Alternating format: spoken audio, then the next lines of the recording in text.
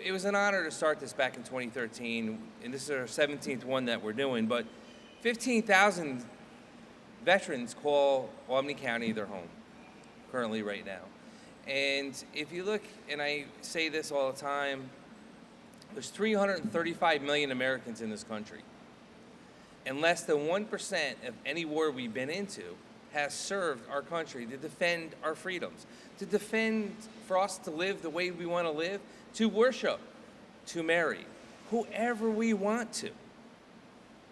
That veteran did. And they could come back and just fall back into the fabric of the community, and rightfully so, because they raised their right hands. They served their country. But these military personnel come back and continue to give back to the community. They're always giving back. And when everyone else says it can't be done, you see the veterans just roll up their sleeves and get it done. So it's an honor to stand here to not just recognize these two gentlemen, but all people that put that uniform on. Our veterans serve each and every day to protect our freedoms, to protect our way of life, to protect the simple fact that we can gather freely in this space, that we can hold this very ceremony to say thank you. And that is something I think many of us forget, or many of us take for granted.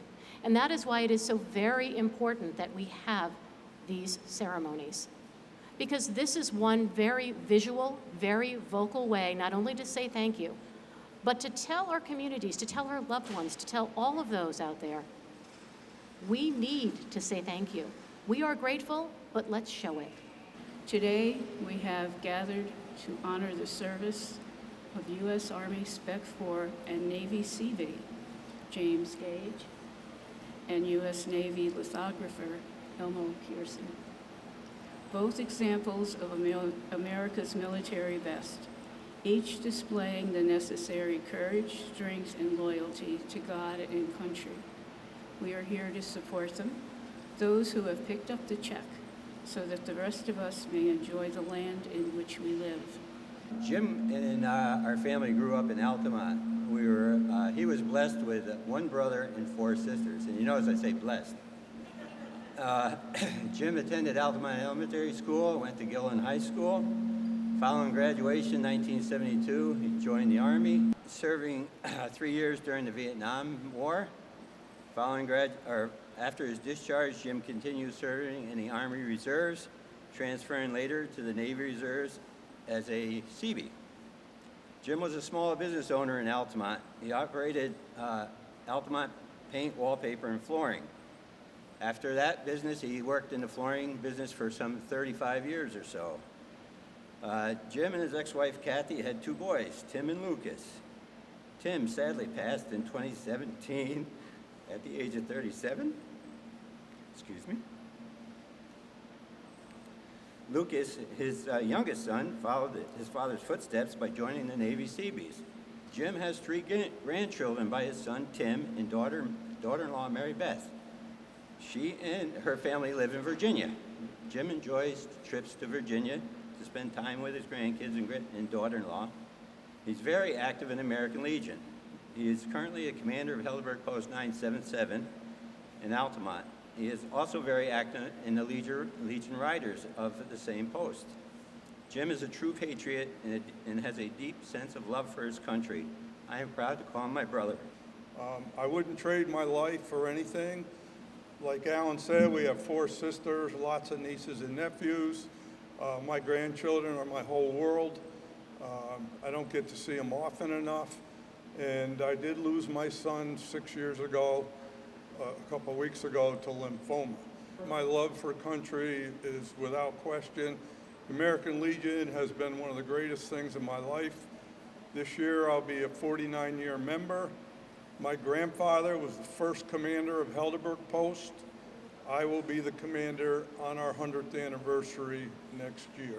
My father, his two brothers were also members of Helderberg Post. And my brother is a member of our son's organization.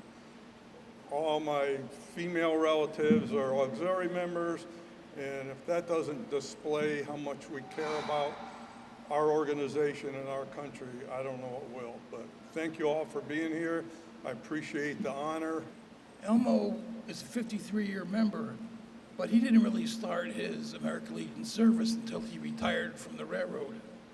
And then he just became a superstar, which reminds me that I always thought that the best legionnaires or best veterans were recently retired people because they have the time and dedication to do a lot of things we'd like them to do. Elmo was not only a Sergeant Arms Vice Commander, he was a two-term post commander. He was a two-term county commander, and I think 2 terms as district commander. I think he fell a month short. And he got his life membership not for holding those positions, but for the things he did around the post.